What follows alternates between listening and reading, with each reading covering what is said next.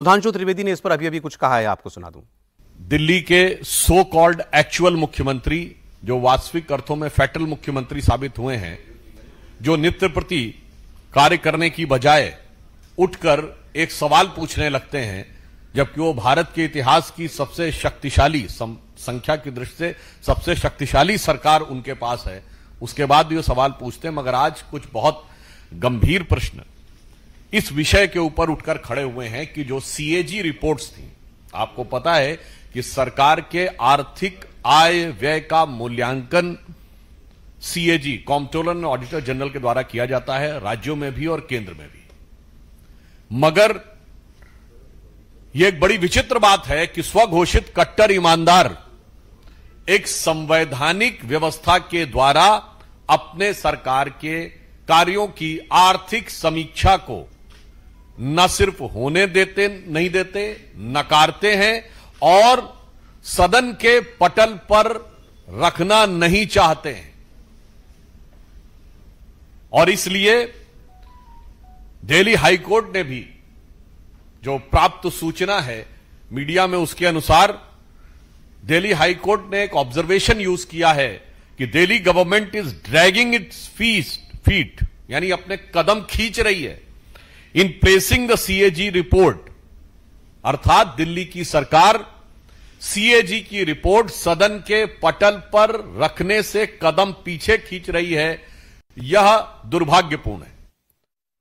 तो मामला बड़ा है। आपको बता दें, दिल्ली हाईकोर्ट में आज जस्टिस सचिन दत्ता की सिंगल बेंच ने इसकी सुनवाई की थी और उन्होंने कहा था कि दिल्ली में आम आदमी पार्टी की सरकार को उन्होंने फटकार लगाई थी और उन्होंने कहा था कि आप जिस किस्म से सीएजी रिपोर्ट पर अपने पांव पीछे खींच रहे हैं, ड्रैगिंग इट स्पीड, जैसा अभी सुधांशु त्रिवेदी ने कहा, इससे आपकी ईमानदारी पर संदेह पैदा होता है। तुरंत क्यों नहीं आपने स्पीकर को यह रिपोर्ट भेजी और सदन में इस पर चर्चा शुरू की? 2:30 बजे एक बार फिर इस पर जो है वो सुनवाई शुरू होगी। तो चुनाव के बीच में बड़ा मुद्दा है और इसको लेकर तो मतलब बीजेपी और कांग्रेस दोनों ही शराब घोटाले को लेकर बड़ा बना रही थी और इस पर पहले भी चर्चा हुई कि एलजी ने भी इस पर कमेंट किया था, एक तरह से चिट्ठी लिखी थी कि भाई आपको ये रिपोर्ट सीएजी की रखनी चाहिए थी, टेबल करनी चाहिए थी। खैर मुझे नहीं लगता कि अब तो कोई वक्त नहीं बचा है कि अब वो स्पेशल सेशन सत्र बुलाना है। वो तो 2 दिन का कभी भी बुला लेते हैं। वो हाईकोर्ट ही ऑर्डर कर दे कि आप इसको बुला लीजिए और कर दीजिए, लेकिन अब उससे कोई बात बहुत बनने वाली नहीं है। लेकिन सुप्रीम कोर्ट की, ये हाईकोर्ट की जो टिप्पणी है वो सरकार के लिए गंभीर मसला है।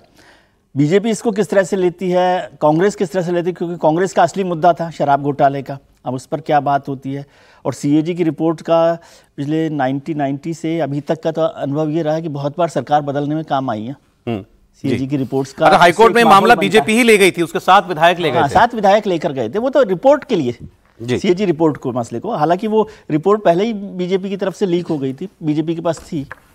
2026 करोड़ रुपए का नुकसान दिल्ली में हुआ। यह आरोप बीजेपी खैर ज्यादा लगा रही है अब, क्योंकि कोर्ट ने इस बात को उछाल दिया है, तो बीजेपी या कांग्रेस हो सकता है इस मामले को थोड़ा और जोर देकर के उठाए। मुकदमे में उस रिपोर्ट के अंश दिए गए। देखिए ऐसा है, वो रिपोर्ट के अंश दिए गए, चूंकि एलजी के पास तो रिपोर्ट आती ही है ना जी, तो मुकदमे में अंश दिए गए हैं, उस अंश में से है। उस एक रिपोर्ट नहीं, 14 पिछले कैग की रिपोर्ट जो है वो केजरीवाल सरकार ने और बाद में आतिशी सरकार ने उसको विधानसभा में पेश किया ही नहीं। सर मैं प्योरली चुनावी पर्सपेक्टिव से बात करूं तो केजरीवाल को क्या फर्क पड़ता है? नहीं देखिए, आप तो बीजेपी तो पहले शोर मचा रही है। नहीं, बीजेपी के शोर मचाने से भी है और अब इससे यह हो रहा है कि केजरीवाल जी की ये कट्टर ईमानदार सरकार वैधानिक रूप से भी कैसे कट्टर बेईमानी करती है, जनता की आंखों में कैसे अपने खर्च का ब्यौरा न जाए इसके लिए अपनी सत्ता की ताकत का दुरुपयोग करती है। ये जो बीजेपी आरोप लगा रही थी वो उच्च न्यायालय की टिप्पणी से ये पुख्ता हुआ है। तो उसका असर हम मान लें कि जनता पर उसका मनोवैज्ञानिक असर होगा ही नहीं, ये बिल्कुल हम मान के चलते हैं कि ना ये तो कुछ भी बोलेंगे इनको वोट मिलेगा ही मिलेगा। सर तो आप आतिशी जी का वो देखिए ना, जो उन्होंने नया कदम उठाया, क्राउड फंडिंग से पैसा नहीं है, पैसा दीजिए, और 20 लाख रुपया इकट्ठा हो गया एक दिन के अंदर उनके लिए। आप पुराने पत्रकार हैं, 2 बड़े घाघ पुराने पत्रकार खड़े हैं। हाँ, आप समझिए कि अगर 40 लाख का तो क्या है, कैप लगा हुआ है, उससे ज्यादा आप मांग ही नहीं सकते हैं क्राउड फंडिंग का। अगर वो 40 करोड़ इस समय दिल्ली सरकार मांगेगी तो दिल्ली में जो व्यवसाय है, काम है, वो भी इकट्ठे किए जा सकते हैं। सर, माहौल बनाने की बात है, पूरी तैयारी से नहीं, माहौल बनाने के लिए मैं कह रहा हूं, आपने कहा अभी ये हाईकोर्ट की इस टिप्पणी से माहौल बनेगा केजरीवाल के खिलाफ कि केजरीवाल जो है तो कट्टर ईमानदार कहते हैं। देखिए, कह रहे हैं आपने बेईमानी का सबूत कैग की रिपोर्ट में आया, रखो, विधानसभा में नहीं रखेंगे वो। तो दूसरी तरफ वो कह रहे हैं कि भाई एक टेंडर मैंने अगर बेईमानी की होती, या आतिशी जी ने ये कहा मैंने मुख्यमंत्री बनने के बाद इतने प्रोजेक्ट पास किए, एक में भी अगर बेईमानी कर ली होती तो मेरे पास करोड़ों रुपए होते चुनाव लड़ने के लिए। नहीं है मेरे पास। कांग्रेस आरोप लगाए, भारतीय जनता पार्टी आरोप लगाए, इसका बहुत जनता पे असर नहीं पड़ता कि राजनीतिक दल एक दूसरे पे आरोप लगाते रहते हैं। हाईकोर्ट की टिप्पणी बहुत मायने रखती है। हाईकोर्ट कोई राजनीतिक दल नहीं है। अगर हाईकोर्ट अपनी टिप्पणी में कह रहा है कि आपने केक की रिपोर्ट पेश करने में देरी की और जानबूझकर को पेश नहीं किया, ये बताता है कि आपकी ईमानदारी पर संदेह होता है, तो मुझे लग रहा है कि दिल्ली की जनता भी इसे गंभीरता से लेगी। और केजरीवाल जो प्रधानमंत्री मोदी की रैली बाद पत्रकार वार्ता लेते हैं, जो अमित शाह की रैली के बाद पत्रकार वार्ता लेते हैं, मुझे लग रहा है जब कोर्ट की टिप्पणी आई है तो इस पर अपनी सफाई देने के लिए केजरीवाल को आना चाहिए कि हाईकोर्ट की जो टिप्पणी की इसके मामले में वो क्या कहना चाहते हैं। देखिए, कोर्ट ने बहुत स्पष्ट कहा है कि आपके पास समय था, आपने क्यों पेश नहीं की। एलजी ने तो चिट्ठी लिखी थी मुख्यमंत्री आतिशी को कि आप विशेष सत्र 2 दिन का बुलाइए, केक की रिपोर्ट पटल पे रखिए। आपने सत्र नहीं बुलाया, बाद में आपने कह दिया 8 दिन के बाद कि पीएससी ने भी रिपोर्ट देखी नहीं है, अब संभव नहीं है, अगले सरकार जो आएगी वो उसे सामने रखेगी।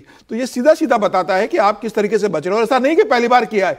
आप देखिए स्वाति मालीवाल के मामले में क्या हुआ था, जब मुख्यमंत्री घर में उसके साथ पिटाई हुई, तो जब पुलिस ने कहा कि सीसीटीवी फुटेज प्रोवाइड कीजिए, तो मुख्यमंत्री आवाज से कह दिया गया कि आरोप का जवाब आरोप से। सीएजी की रिपोर्ट की बात उठी तो अरविंद केजरीवाल की पार्टी, उन्होंने या उनकी पार्टी में से किसी ने कहा कि द्वारका का फ्लाईओवर पर सीएजी रिपोर्ट ने क्या कहा है, आयुष्मान योजना पर क्या कहा है सीएजी की रिपोर्ट ने, पहले उस पर बहस करो, तब हम इस पर बात करेंगे। ऐसा है, यही होता है ना, मुख्यमंत्री आवास की बात होती तो आप कहते हैं कि पीएम आवास की बात करो। तो मुझे लग रहा है कि अरविंद केजरीवाल अगर दूसरों की तरफ उंगली उठा रहे हैं तो अरविंद केजरीवाल तो सब पे उंगली उठाते हुए तो राजनीति में। अच्छा, एक चीज भूल गए हम लोग, बात नहीं कर पाए सर उस बारे में। आपने कल केजरीवाल की कल परसों की प्रेस कॉन्फ्रेंस देखी थी? वो मुझे विश्वस्त सूत्रों ने बताया है कि दिल्ली का मुख्यमंत्री उम्मीदवार रमेश बिधूड़ी है। अमित शाह जी ने बोला जा रही है, देखिए सारी खबरें अरविंद केजरीवाल के पास देती है और ये मनगढ़ंत खबर है। और देखिए, तो गुजरात में भी बोल चुके थे कि रॉन अधिकारी ने मुझे बताया कि गुजरात में हम सरकार बनाने के अंदर जा रहे हैं।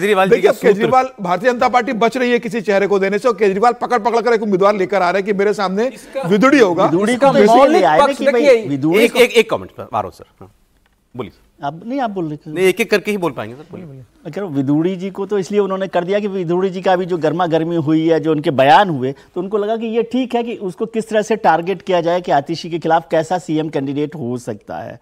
अभी सर ने कहा कि भाई ये 2 घाघ पत्रकार हैं, मुझे लगता है कि वो अनुभव के हिसाब से कह रहे होंगे, तो ज्यादा अनुभवी है अवधेश जी, ज्यादा अनुभवी हैं, वो बता सकते हैं इस पर। आप बताइए। देखिए, घाघ भट्टड़ी, हमारे यहाँ घाघ का अर्थ गल, हमारे यहाँ घाघ भट्टड़ी जो थे वो सारी कहावतें उन्होंने बनाई है, कब बारिश होगा, कैसे जगना चाहिए, वो सब कब फसल बोना चाहिए, घाघ भट्टड़ी की कहावतें कही है, तो इसलिए घाघ कहा है। आप उसको आज के कुछ लोग घाघ बता देते हैं, घाघ जानते हैं, घाघ मतलब मंझे हुए ना, घाघ भट्टड़ी ऐसे, मैं आपको बचा रहा हूं, आप उसमें और ऐसे ज्योतिषी थे अनुभव के साथ ना, जिन्होंने बताया कि चिड़िया अगर ये बोल रही है तो उसका मौसम पर क्या प्रभाव होगा, वही होता था। मैं आपको बताता हूं ये कि दिल्ली में सट्टा बाजार क्या कह रहा है।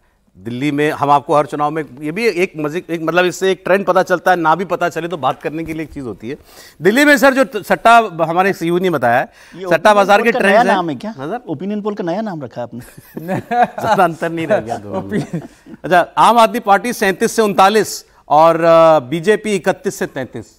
देखिए, पहले तो उस पर हम बात, दिल्ली हमारे रिपोर्टर हैं, उन्होंने अतुल भाटी उन्होंने निकाला है। इस चुनाव में 13, 15, 20 के बाद केजरीवाल जी का ये चुनाव बता रहा है कि अभी तक वो मान के चल रहे हैं कि मेरी जो प्रकृति रही है, जो स्वभाव रहा है कि हमेशा कुछ भी बोलो, पीछे हटो, कुछ भी आरोप लगाओ और उसको ऐसे बोलो कि लोगों को विश्वास हो जाए, उससे बाहर निकल के कोई अपनी एक नई छवि, नई प्रवृत्ति स्थापित करने की वो कोशिश नहीं करें। मतलब नए आइडिया की कमी केजरीवाल जी के अंदर हो गई है।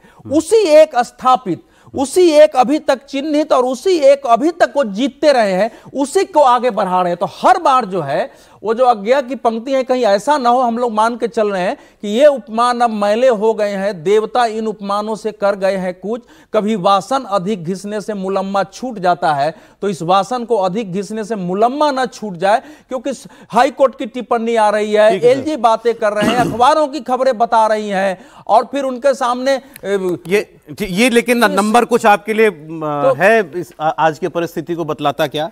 आप 37 से 39, बीजेपी 31 से 33, सट्टा बाजार के अनुमान। सर 2020 में भी सट्टा बाजार का अनुमान आया था, वो भी मैं आपको याद दिला दे रहा हूँ। मतलब 5 साल में आदमी भूल जाते हैं पिछले सट्टा बाजार का। उस समय भी भारतीय जनता पार्टी को 18 से 19 सीटें बताई थी। अच्छा। पिछले सट्टा बाजार के अंदर कांग्रेस को 4 से 5 सीटें बताई थी कि कांग्रेस इस बार खाता खोलेगी। तो मुझे लग रहा है कि सट्टा बाजार ने जो आकलन दिया है वो लगभग सही है इस बार का, अगर मैं मानूं तो। मुझे भी जो मतलब जमीनी स्तर पर जो लग रहा है, जो आम आदमी पार्टी की स्थिति लग रही है, भारतीय जनता पार्टी का जो संगठन संघ का काम, और जिस तरीके से भारतीय जनता पार्टी ने टिकट बांटे हैं, मुझे लग रहा है इस बार कड़ी चुनौती है। और ये तय है कि अरविंद केजरीवाल इस समय भारतीय जनता पार्टी के साथ कड़ी चुनौती के अंदर फंस गए, और हो सकता है कि भारतीय जनता पार्टी से ज्यादा सीटें ले जाए। अभी तो बराबरी का इलेक्शन लग रहा है अभी आपको? अभी तो बराबरी का, और आने वाले समय भारतीय जनता पार्टी इस पर ज्यादा स्पीड पकड़ेगी। अभी तो समय, अभी प्रधानमंत्री मोदी की रैलियां होंगी, अमित शाह भी संगठन की बैठकें लेंगे, तमाम तरह की चीजें निकल के आएंगी।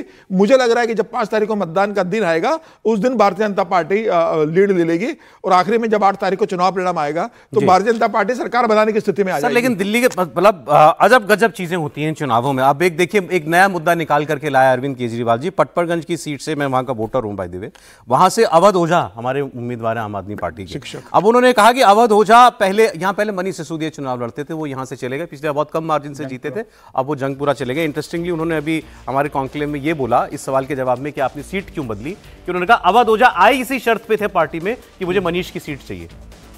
तो मैंने कहा ले लो, मेरी सीट पर लड़ लो भाई। खैर, अब ये कह रहे हैं अरविंद केजरीवाल कि इनका अभी तक वोट ग्रेटर नोएडा में था, इन्होंने अपना वोट बदलने के लिए 26 दिसंबर को आवेदन दिया, और उसके लिए आखिरी जो डेट थी कट ऑफ वो थी 7 जनवरी वोट बदलवाने की। और अब उसको, और फिर उन्होंने 7 जनवरी को दोबारा फ्रेश अप्लाई भी किया, और उसके बाद उसको 7 जनवरी जो कट ऑफ डेट है उसको 6 जनवरी कर दिया गया। और इससे ये ऐसा लग रहा है कि अवध ओझा चुनाव ही ना लड़ पाए, क्योंकि अगर वो उनका वोट नहीं बनेगा तो वो चुनाव नहीं लड़ पाएंगे।